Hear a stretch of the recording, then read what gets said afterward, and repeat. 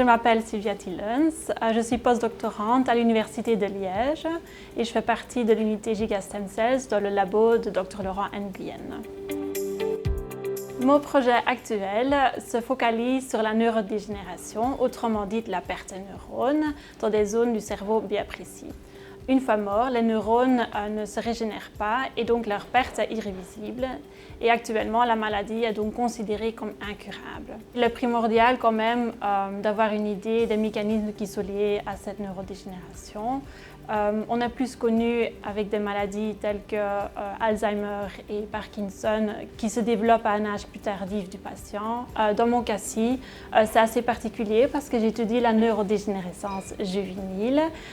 Étant maman de 2 petits garçons, ce projet me touche particulièrement parce que ce sont des patients qui présentent des problèmes à des âges extrêmement tôt, c'est-à-dire 7 à 15 mois. Des études précédentes ont pu montrer que ceci c'est une conséquence d'une mutation dans le gène NUP62. Il fait partie, ou il encode pour une protéine qui fait partie du pore nucléocytoplasmique.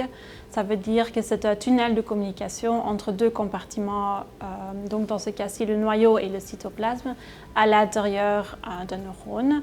Donc sur base de ça, nous avons développé nos recherches et on a découvert en fait qu'il y a déjà des perturbations durant les âges embryonnaires dans le cerveau, qui sont donc suivies par une perte neuronale peu après la naissance en fait. Donc notre objectif de recherche, ça serait de découvrir comment cette mutation dans le NUP62 engendre la malcommunication entre ces 2 compartiments qui est donc liée à cette perte neuronale très spécifique dans le striatum et on aimerait bien donc trouver des cibles thérapeutiques qui à long terme pourraient peut-être aider ces enfants d'avoir une meilleure espérance et qualité de vie.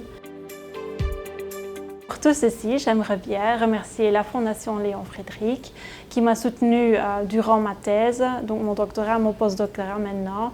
Sans eux, ça serait impossible de continuer ma recherche scientifique. Donc, un tout grand merci.